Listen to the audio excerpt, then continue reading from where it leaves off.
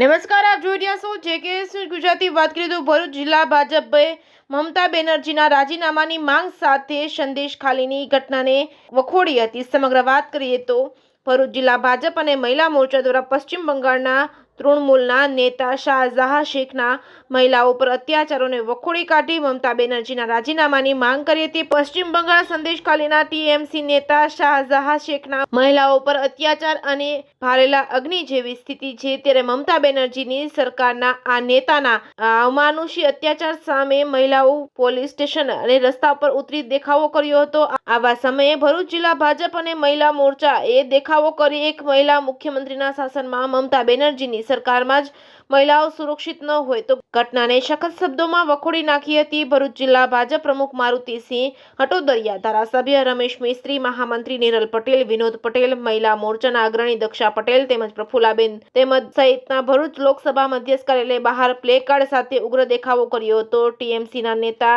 શાહજહાંનો અનાજ કૌભાંડ બહાર આવ્યા બાદ ઈડીની કાર્યવાહી છતાં મમતા બેનર્જીની સરકારે તેઓના નેતાને છાવરી ધરપકડ ન કરી। મહિલાઓ અમાનુષી અત્યાચાર અને આ નેતાના શોષણને લઈને પોલીસ મથક અને રસ્તા ઉપર ઉતરી આવ્યા બાદ નેતાની ધરપકડ કરાઈ હતી। તેમ છતાં મમતા બેનર્જી તેના નેતાને છાવરી રહ્યું હોવાના ભાજપે આક્ષેપ કર્યા છે। જેકેએસ ન્યૂઝ ગુજરાતી સાથે કેતન મહેતા, ભરૂચ। પશ્ચિમ બંગાળના તૃણમૂલ કોંગ્રેસના શાહજહાં કે જેને સંદેશ ખાલી ખાતે મહિલાઓ પર અમાનુષી અત્યાચારો કરેલા છે, જેની ધરપકડ બાદ ત્યાંની સ્થાનિક મહિલાઓ એક પછી એક પોલીસ સ્ટેશનમાં જઈને એમની પર જે અત્યાચાર થયેલા છે તેની વાત કરી રહી છે।